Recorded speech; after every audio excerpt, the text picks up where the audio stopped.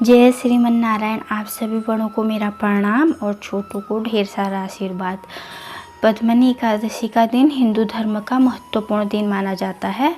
वैसे तो हर साल 24 एकादशियाँ होती हैं, लेकिन जिस वर्ष अधिक मास या फिर पुरुषोत्तम मास आता है तो उस वर्ष एकादशियाँ बढ़कर 26 हो जाती हैं। पुरुषोत्तम मास में 2 एकादशियाँ बढ़ जाती हैं। एक तो होती है शुक्ल पक्ष की एकादशी, जिसे पद्मनी एकादशी के नाम से जाना जाता है, और दूसरी है कृष्ण पक्ष की एकादशी, जिसे परमा एकादशी के नाम से जाना जाता है। वैसे तो एकादशियाँ हर साल होती हैं, लेकिन पद्मनी एकादशी 3 साल में एक बार आती है, इसलिए इसका महत्व और अधिक बढ़ जाता है। पुरुषोत्तम मास स्वयं भगवान कृष्ण ने बनाया था, इसलिए भगवान श्री कृष्ण को यह मास अत्यधिक प्रिय है। जो भी इंसान पद्मनी एकादशी का व्रत करता है तो भगवान श्री कृष्ण उससे अत्यधिक प्रसन्न होते हैं और उस इंसान के पुण्य लाख गुना बढ़ जाते हैं। माना जाता है कि उसे वैकुंठ की प्राप्ति भी होती है, इसलिए हम सभी को पद्मनी एकादशी का व्रत अवश्य करना चाहिए। इस वर्ष शुक्ल पक्ष की एकादशी, जिसे हम पद्मनी एकादशी के नाम से भी जानते हैं, उसका व्रत 29 जुलाई और दिन शनिवार को किया जाएगा।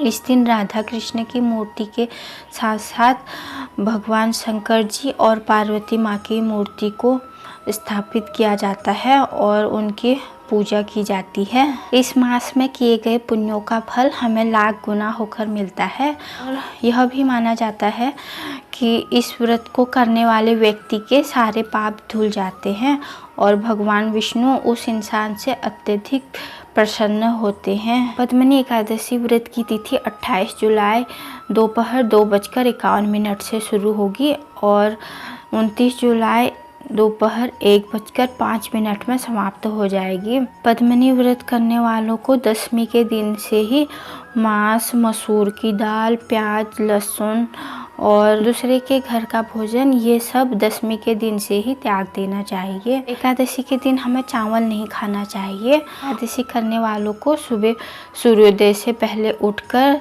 स्नान कर स्वच्छ और धुले हुए कपड़े पहनकर भगवान विष्णु की मूर्ति के सामने व्रत का संकल्प लेकर ही व्रत की शुरुआत करनी चाहिए। इस दिन हो सके तो भूमि शयन करना चाहिए। पूजा में घी का दीपक जलाएं और धान की ढेर के ऊपर एक मिट्टी का कलश स्थापित करें।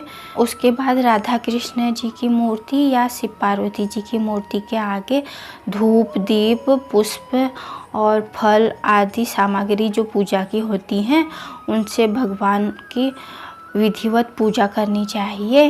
और साथ ही व्रत की कथा अवश्य पढ़ें। इस दिन भगवान श्री कृष्ण को तुलसी अवश्य चढ़ाएं, क्योंकि भगवान श्री कृष्ण जी को तुलसी अत्यधिक प्रिय है। तुलसी भी भगवान श्री कृष्ण की पत्नी है। पूजा होने के बाद आरती करें और इस दिन ब्राह्मणों को भोजन कराएं और ब्राह्मणों को दान दक्षिणा इस दिन अवश्य दें, क्योंकि किया गया हुआ दान हमें पुण्य के रूप में अवश्य प्राप्त होता है। एकादशी व्रत के दिन ज़्यादा से ज़्यादा भगवान के भजन करें और भगवान का ध्यान करें। एकादशी व्रत के दिन अगर आपसे हो सके तो नदी में स्नान अवश्य करें। पद्मनी एकादशी के बारे में बस इतना ही। अब आप लोग सुनिए सुंदर सा भजन। मिलते हैं आप लोगों को अगले नए ब्लॉग में। तब तक के लिए जय श्रीमन नारायण। कृष्ण कृष्ण